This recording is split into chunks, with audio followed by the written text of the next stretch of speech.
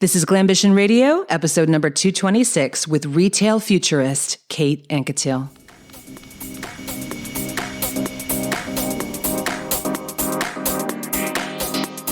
Welcome to Glambition Radio. I am your host, Allie Brown. I'm an entrepreneur, mentor, investor, and mom of twins. I love thinking big, doing different, and exploring ideas that disrupt the status quo, especially when it comes to women, because we are rewriting the rules for leadership, business success, making money, and changing the world. And we're doing it with style. Let's go.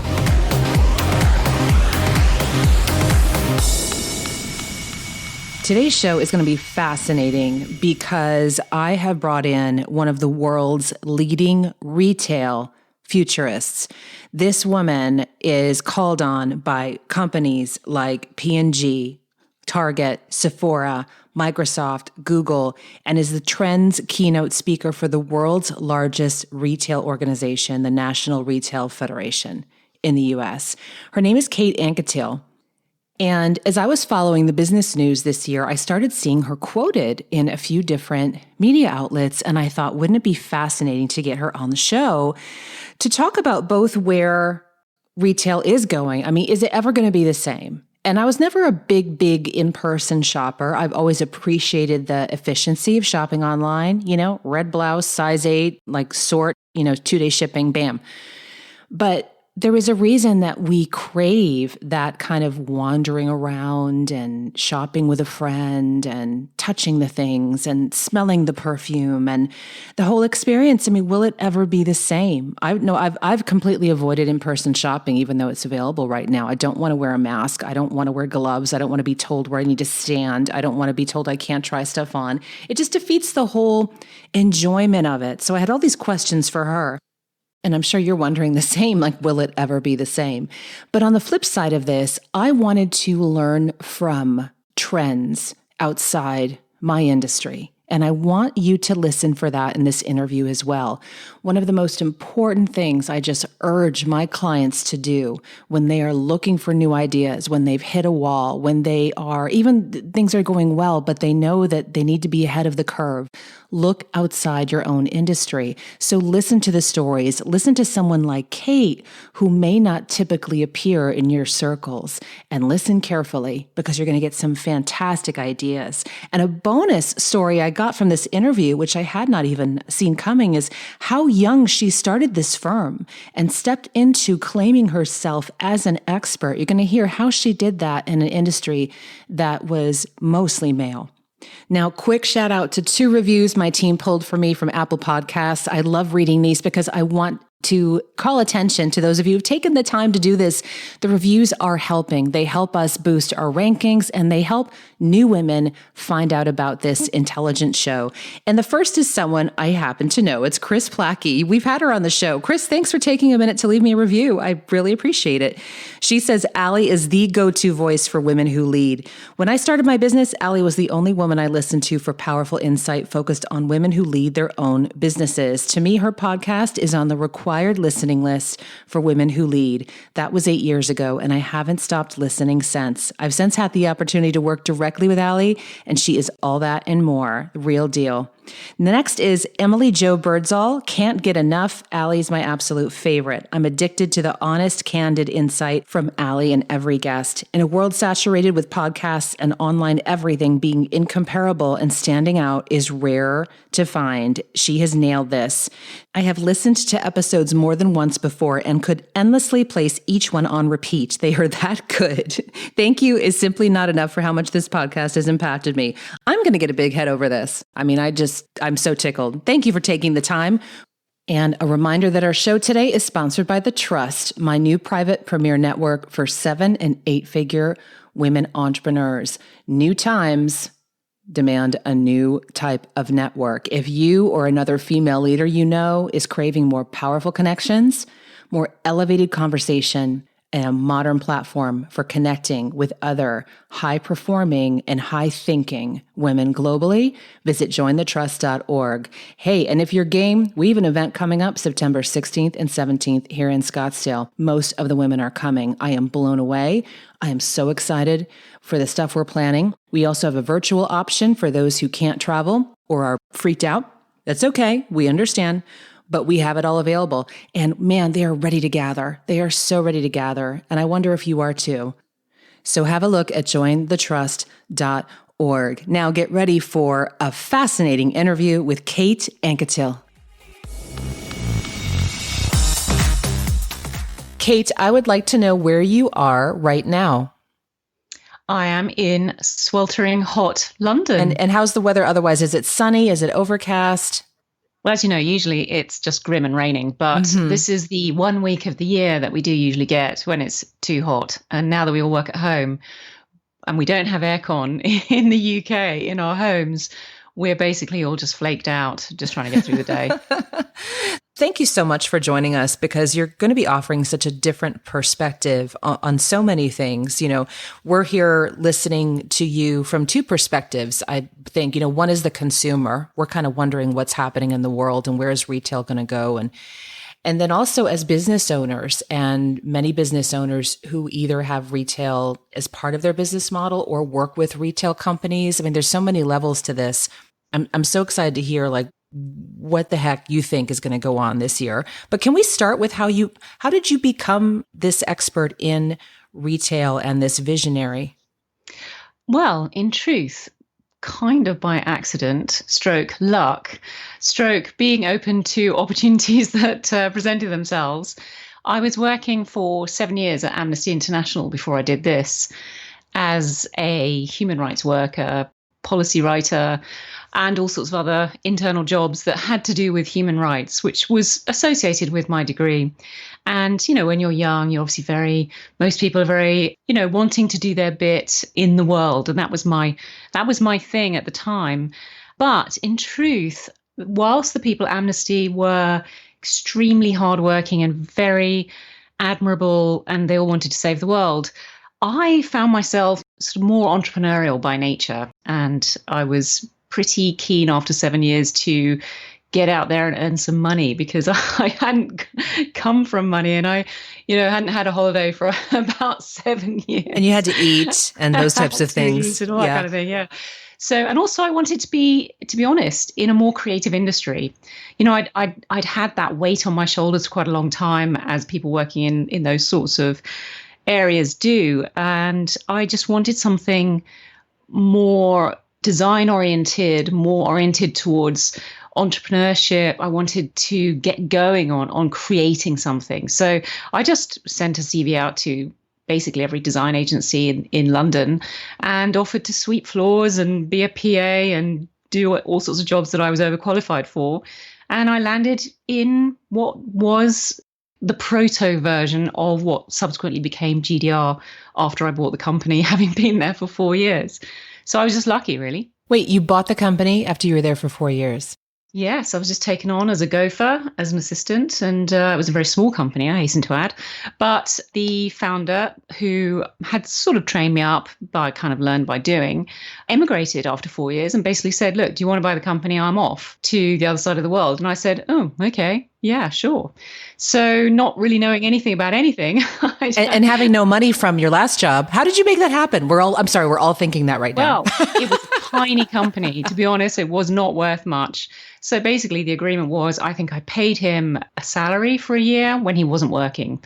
And so that was basically how it was done. And plus some more payments afterwards, which I cobbled together through retained profits. So I didn't borrow. It was a tiny little entity. I was really just buying myself at a client list. And as soon as I took over, and this was back in 2000, I pivoted the company from what it had been into what it subsequently became, which was, in those early years, it was a trend forecasting agency, and now it's much more of a consultancy that is still using retail trends, but retail hospitality brand.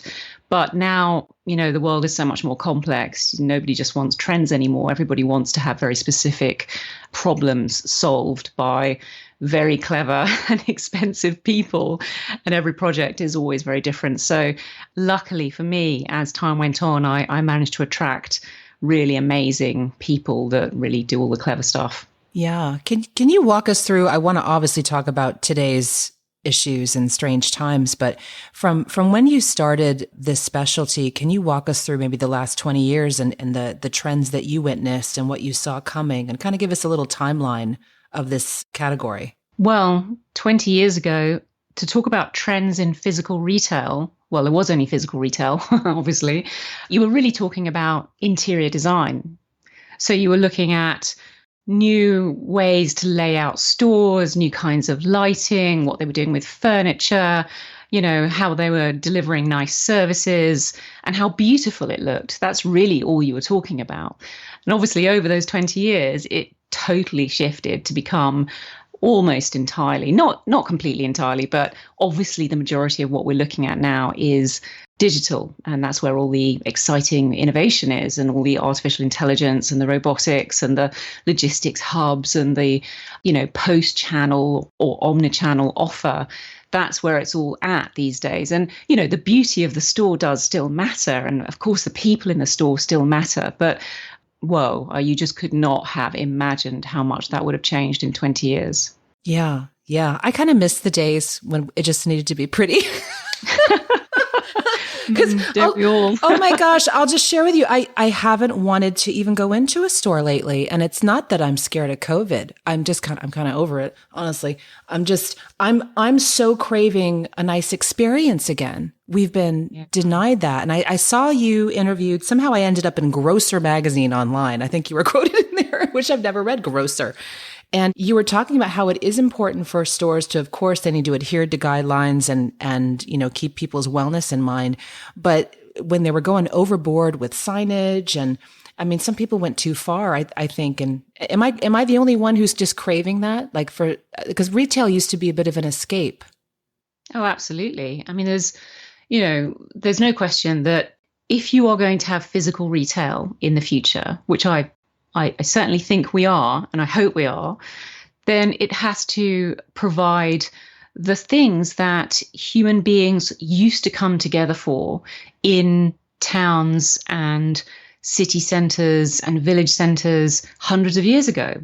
It's got to be for the gossip, the fun, the socialising, the eating, the market spaces, the picking over things that you're hunting and gathering. It's got to be the modern version of that, essentially, which actually isn't that far different, to be honest, from the ancient version of that, because we all recognize that who doesn't like a market? Who doesn't like a bazaar? So all these modern property developers, funnily enough, are now building these new spaces that are not like the old style malls. They're much more like the old style markets, and often they're outdoors, etc. So yes, they've got to have that experiential element to them, and the fun stuff and the meeting stuff and the learning stuff. And they've got to be a university in the evening, and could be a cocktail bar at night, but a hairdresser in the morning, hybrid spaces. They've got to be fun. Otherwise, let's face it, you may as well just order stuff online. Yeah. Yeah. Right. That's my whole philosophy. I'm just kind of ordering everything online until I feel good shopping again, You say retail is the fifth emergency service. What does that mean? Well, if you think about it, when we were all stuck at home for those 5 months or however long it was in your particular country, we changed the way we understood retail to exist in our world. I mean, before COVID, shops were places you went to buy stuff that you either wanted or needed.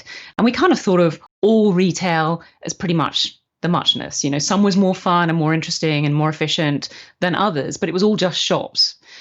Whereas post-COVID and during that period where we were locked down, if you think about it, our supermarkets and our pharmacies and those stores that had to stay open because essentially they were an emergency service. If those stores had shut, we would have had rioting on the streets. So A, they had to stay open. The government would have mandated it if they'd wanted to shut. But B, obviously they wanted to stay open because they're businesses and they had to, if they possibly could. But the people working in those shops took on huge personal risk. As you can imagine, in those early months, people working in grocery stores, they didn't have masks. They didn't have those perspex screens. They weren't wearing gloves. There was a lot we didn't know. It was actually a really scary time. And if you still had to get up every day, go on the subway or get on a bus or, get yourself to that store in that sort of frightening environment where people were, sick all around you, in many cases on those frontline kind of worker industries, then I think we changed the way we understood those types of retailer and thought of them as hero workers. They literally were keeping us alive. And for many people who had to isolate, you couldn't go to the shop. So you had to wait for your grocery store to make a delivery to you. And not everyone's got friends to bring them the food if they can't go out or are shielding. So many of those grocery stores really did make a heroic effort to, massively ramp up their delivery capabilities, to make sure they got extra staff in, do those kind of special things for the elderly where they were open special hours for them.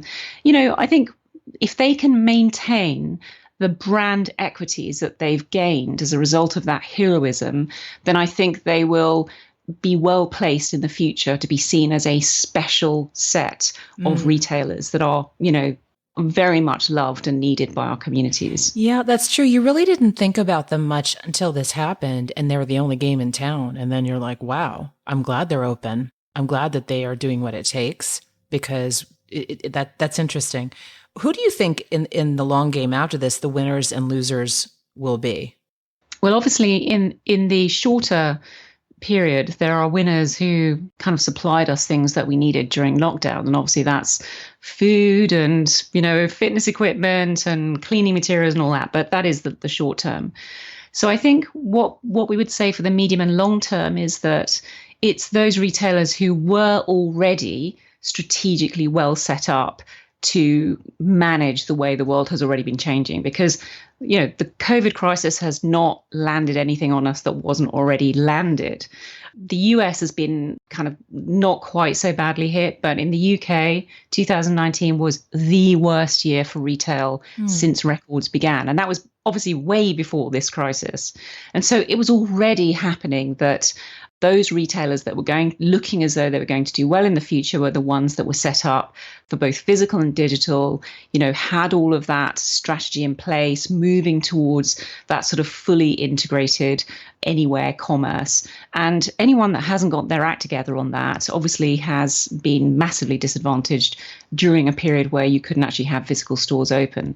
So either pure play e-commerce or physical retail that has a great integration with digital, those are the ones that will be set for the future. But I'd also add one other thing, and that is any brand or retailer that basically stepped up and went that extra mile during our time of need. So we know, we're all kind of keeping a tally, I think, in the backs of our minds about, Louis Vuitton, they made free hand sanitizers instead of, making champagne with their factories. That's good.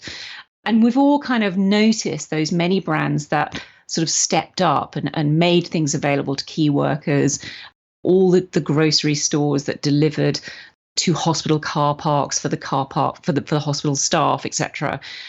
So I think those that maybe didn't make as much money as they might have done otherwise, but who really provided that public service because they did the right thing. They worked ethically. And now, of course, there's the Black Lives Matter, and that's sort of almost taken over as that big ethical issue that retailers have to show that they're stepping up and really recognizing those needs for all of the community. So I think in the long term, especially when you're thinking about, well, Gen Z are your future consumer, they are those brands that do well on those ethical areas, I think, are going to be the ones that come out best.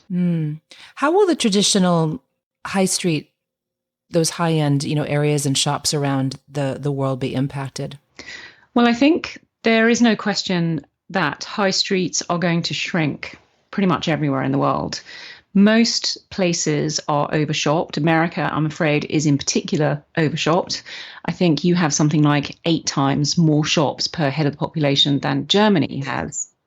And Germany gets by perfectly well with a lot fewer shops.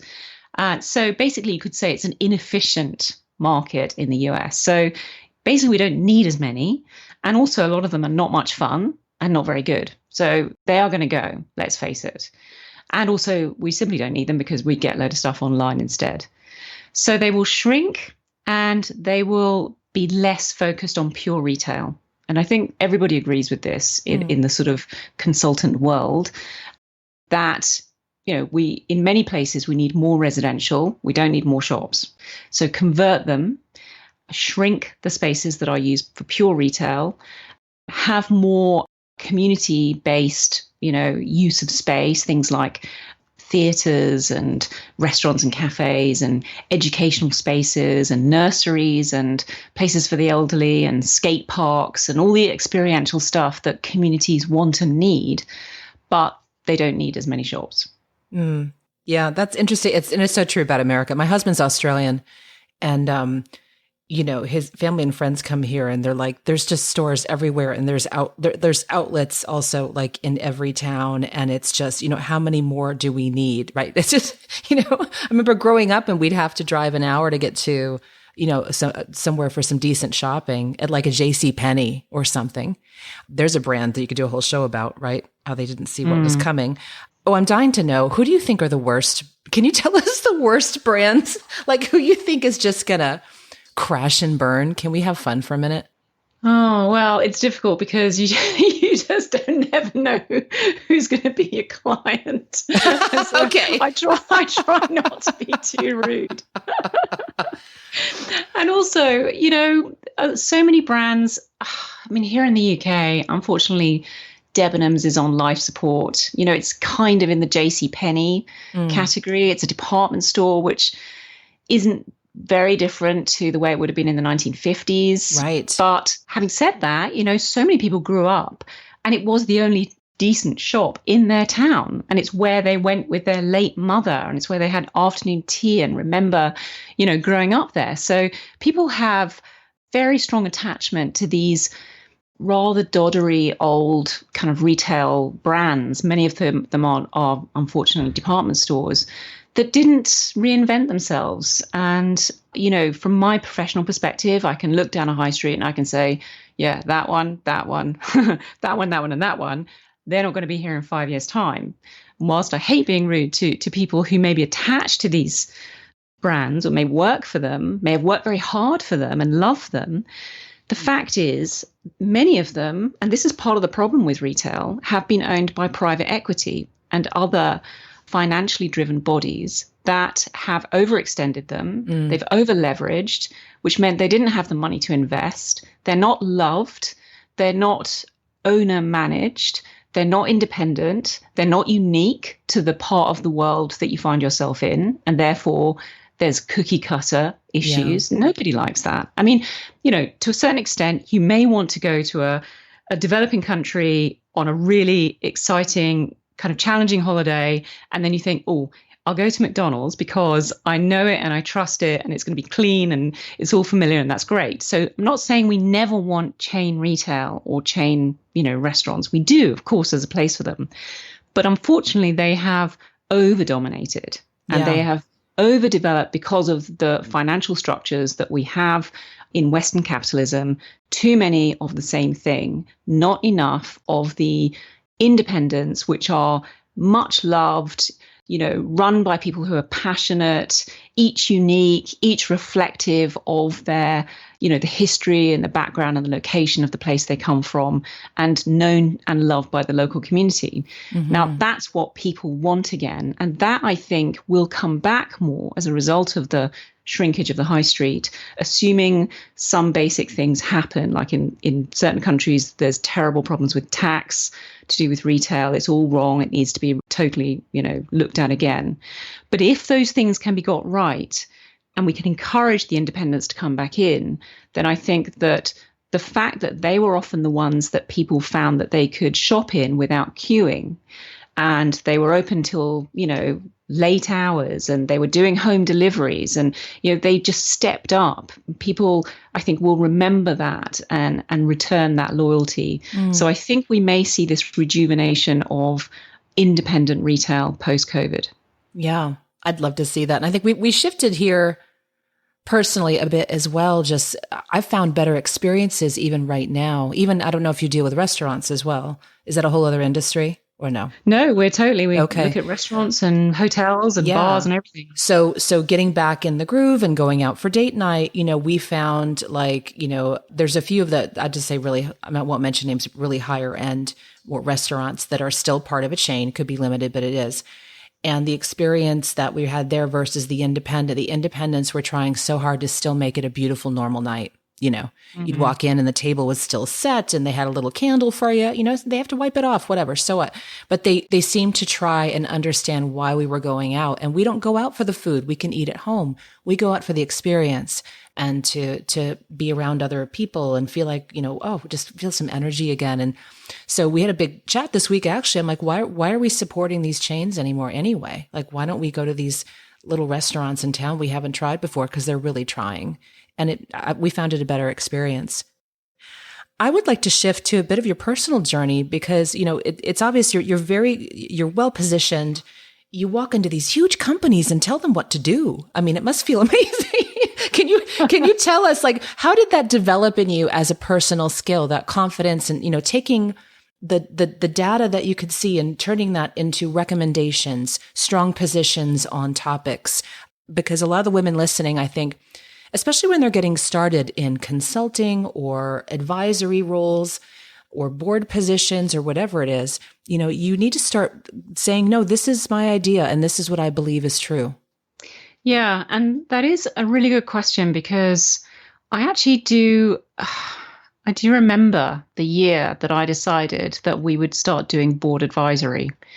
And I had a colleague who was very senior and very, very knowledgeable, much more so than me. And he actually said, well, why do you think you're qualified to do that? With quite a strong implication that he thought I wasn't. Mm-hmm. And it was, it could have knocked me sideways, but in fact, it actually just made me a kind of rather more determined that, if I was requested quite a lot as I was to speak at conferences, because at that point I'd already become, a professional conference speaker as well as, running this consultancy.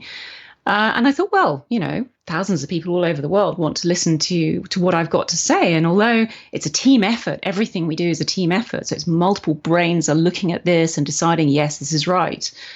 Obviously, there's a lot of me in it. And I had gotten to the point, and it, to be honest, did take years, many years, before I got to the point where I thought, look, I've done this now for long enough to be able to trust my gut, that I've seen enough to recognize the patterns. Mm-hmm. And therefore, when I see something that I think is indicative of the future, it is popping up all over the world, not just in two places, both done by the same architect. And therefore, there's a bit of a pattern.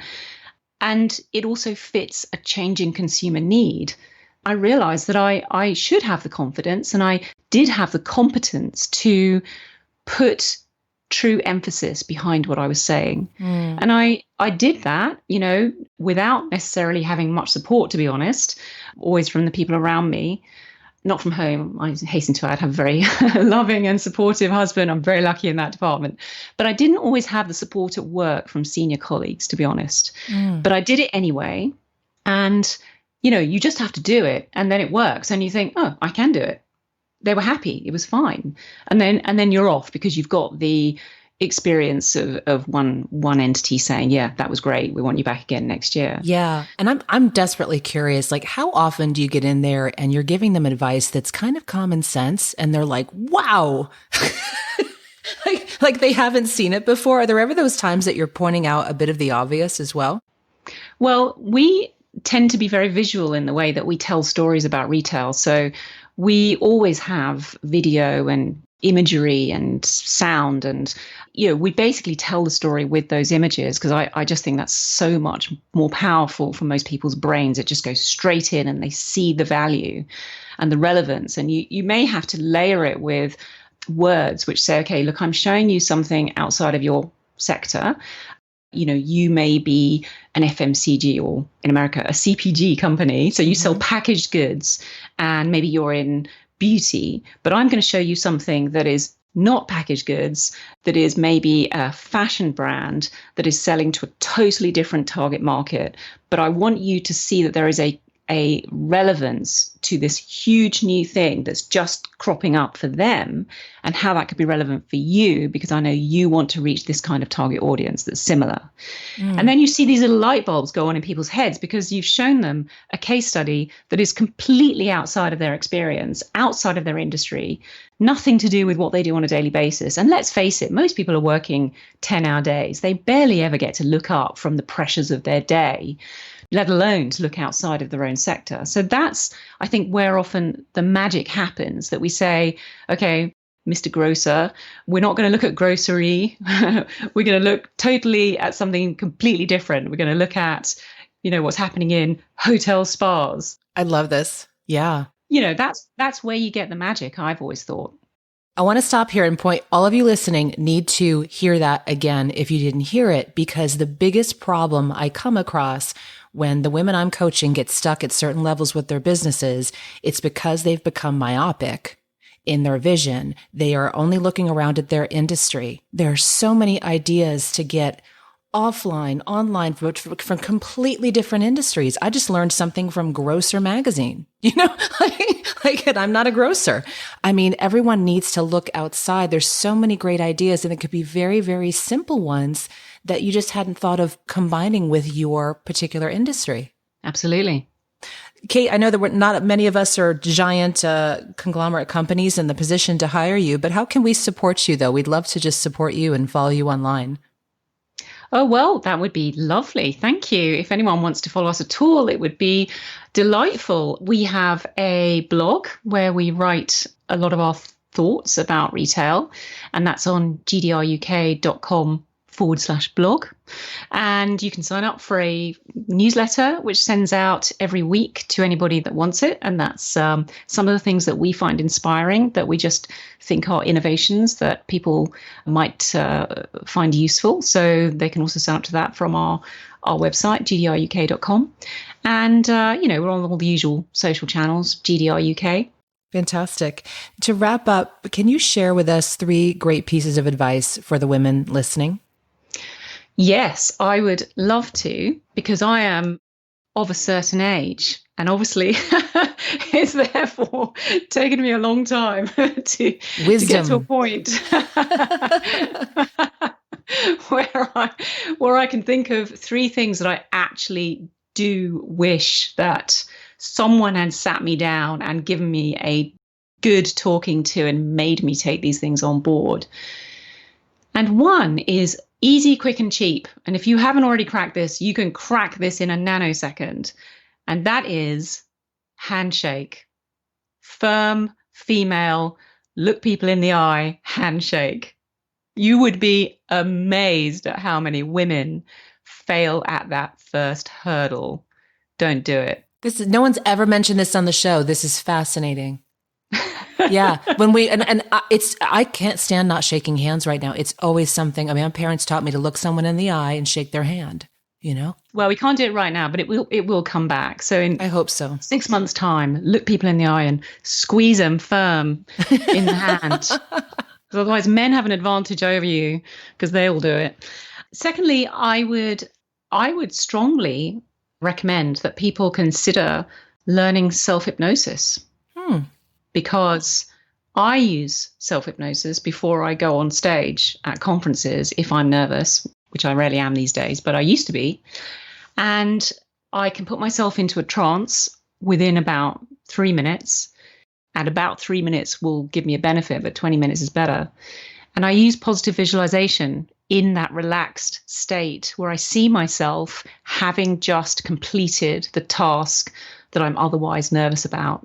And I see myself having just completed it, and I see the audience or the client or whatever it is going absolutely crazy and sort of cheering and jumping up and down and saying they want more.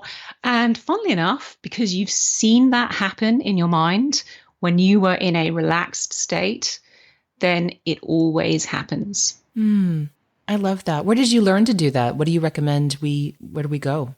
I went to a hypnotherapist when I was younger, and because I was grinding my teeth at night, and I thought she could help me with that. And actually, I never quite cracked the grinding of teeth. Just get a jaw guard is my recommendation on that one.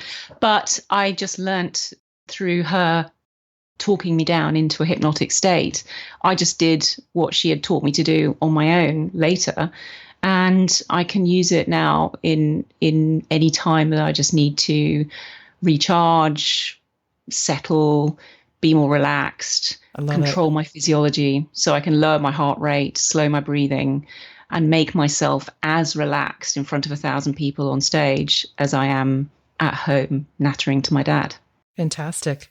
That was number 2. Oh, and the third thing is, I would say that unless you're a bit of a sociopath, I'm sticking my neck out here, you are probably not immune to the idea that you're a bit of an imposter. Mm-hmm. And in my experience, most women in particular do have a degree of imposter syndrome in their professional life. And I think it's interesting and useful to know that no matter who you probably get to talk to, and if you dig even slightly under the surface, you realize that they have that or have had it and have overcome it, or at least they can wing it so that you think they've overcome it. And just knowing that, I think, would help. Yeah. Thank you for sharing that. And those are great. I love when I receive unexpected things from these interviews. So thank you for opening up and sharing those with us. That's fantastic. Pleasure. This has been great. We'll follow you online, and we can't wait to see what happens in retail. And you've given us some great direction. I think we're going to be applying it to our businesses and also just keeping that in mind as consumers. And we'll be following you. Thank you, Kate. Thank you. Take care. Pleasure to meet you. Bye. Bye. Thank you for joining me for this episode of Glambition Radio.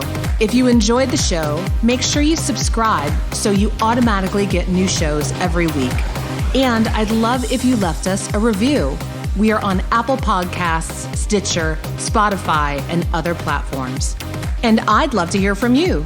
Come join the conversation online. You'll mostly find me on Instagram, but also on Facebook, Twitter, and more. Just head to alliebrown.com. You will find them all there. And you can also learn about upcoming opportunities to meet in person. Glambition Radio is the elevated conversation for women leaders, and I'm honored you've tuned in.